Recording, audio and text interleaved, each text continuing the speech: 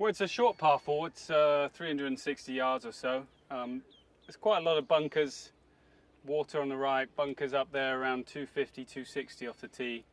You know, usually such a short hole. In tournaments, you'd probably hit something 230, 240, leave yourself 120 yards. Easy pitching wedge, just not make the hole too complicated.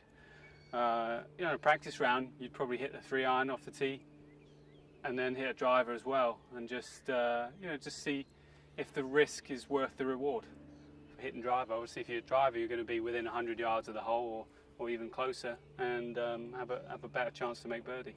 I know how to hit the 3-iron down there, so we'll hit a drive and see where it goes, shall we?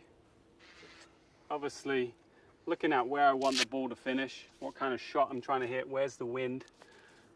Wind's a little bit in off the left. I'm trying to pitch this ball pretty much just right at that pin, near that little bunker. I'm trying to be as specific as possible. What kind of shot? I'm probably just going to let it bleed off the pin, just down to the right-hand side of the fairway.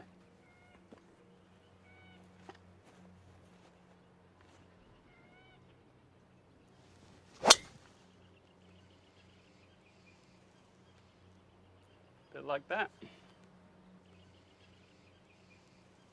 Gentle fade left to right. You know, I was trying to start it away from the water. Let it fall with the wind, not fight the wind too much, and hopefully get it down there. Well, you figure out the kind of general pattern of the kind of shot you're hitting that day. Sometimes you'll get to the course and you're hitting more of a cut than you usually would, and you kind of got to go with it. Sometimes you're hitting a bit more of a draw, and you go with that. So you don't want to really change it too much and force it. You want to kind of go with the kind of shot you have for that day.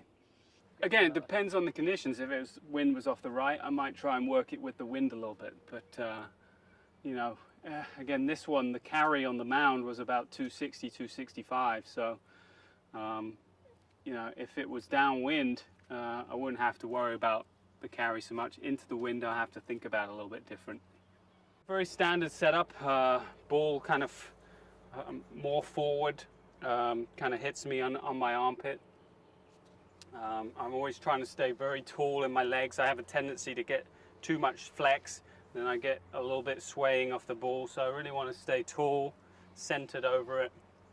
Nice, high, strong finish onto my right side, and then just let it go on the way through.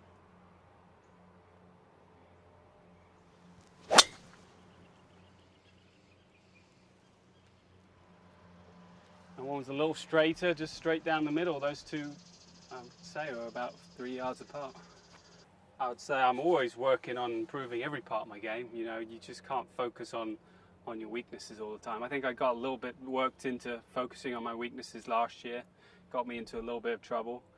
My driving was good enough to get to #1 in the world. That's what I'd tell them.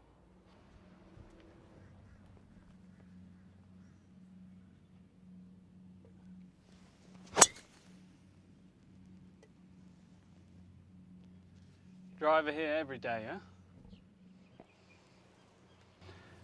Great in terms of line. Obviously, a few went a little bit further, but I think just with the contours of this fairway, you know, one probably caught a downslope, one caught a little bit of an upslope. But I'd take all 3 of these and be happy to be this close to the green.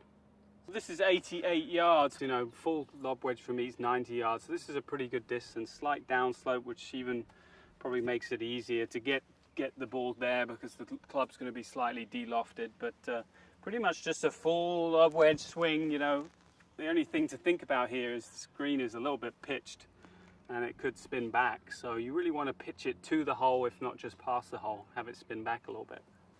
Make sure I hit it hard enough.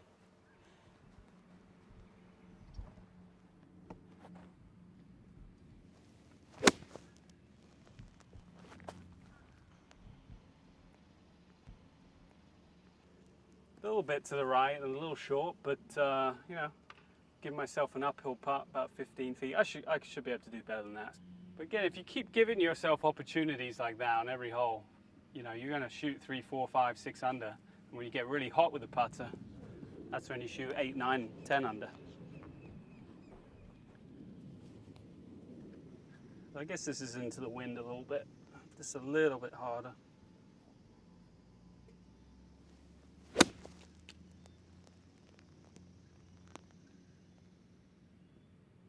Just past the hole, spinning back. You know, and you'd expect with good conditions like this, every time you're going to give yourself something with inside 10 feet if possible.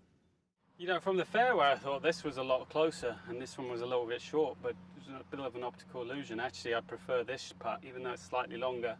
It's up the hill, a little bit right to left. That one has much more break and down the hill. So, you know, in the end, this was actually the better shot. Sometimes you get a little bit frustrated back there when really this was a pretty good shot and a good leave. Pitch marks are always the player's responsibility. So if you're lucky enough to have a caddy, don't expect him to do the pitch marks. So, perfect way, you want to, if there's anything that's come up like this bit that's dead, you're meant to actually pick that off, throw that out, and then you're meant to go from the sides and drag it in. You never really want to go down and pull it up. You want to go from the sides, pull it in, fill the hole, and tap it down. A lot of people see something like this, they've just gone and pulled it up and there's still a hole there, so that's why it's left like that. This one will repair nicely, then you won't get that hole. This is nice, you know, both of these shots, this one and this one, hit, came back a foot. When you have conditions like that, that's ideal for a pro. You know how far you can throw it. Sometimes if greens are really soft or really firm and you don't know how much it's going to spin or release, that's when it becomes tricky. The firmer conditions for us pros makes it a lot harder. So, you know, I always have the ball up. And I always read it mostly from both sides, but I take the read, if I see the read is different from underneath the hole to above the hole, I always take the underneath the read. I think it's just an easier way to see the break, and I trust that line a little bit more. This one's uphill a little bit, breaking right to left, probably a cup outside on the right.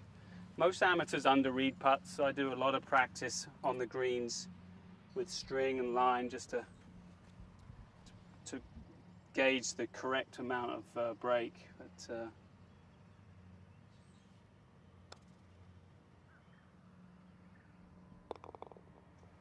just enough. On the practice screen, you can really teach your brain how much putts break. Again, I have a string line with knitting needles and I'll set up a putt and I'll try and think how much it breaks, and then I'll actually set up the line where I have to put it under the line, and you can see, you know, left or right how far this putt is breaking. So I do a lot of that, trying to, you know, train my mind, but green reading just takes time. As you can see, there's quite a lot of slope here. You're standing pretty far above the hole here. This is a putt, again, that, you know, it's all about speed and line. Most amateurs, as I said, under-read putts by a lot. If you ask a lot of people what read they would say, they'd probably put it a cup to the right. You know, this putt probably breaks 3 or 4 cups, okay? So get behind it. I reckon I've got to start this ball out somewhere around here.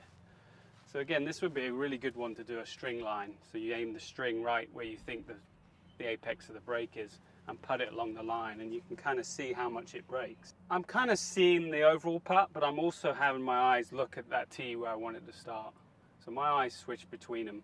I'm not really a spot putter. Some people pick spots in front of them. I don't really do that. I think it's a good thing to do, but it just isn't really for me. It takes my focus away from the speed a bit more. So I'm always looking at the hole, getting my good setup, take one more look, and then go. That a little bit too high, but these greens are slower, so they're not going to break so much. Faster greens break more, slower greens break less.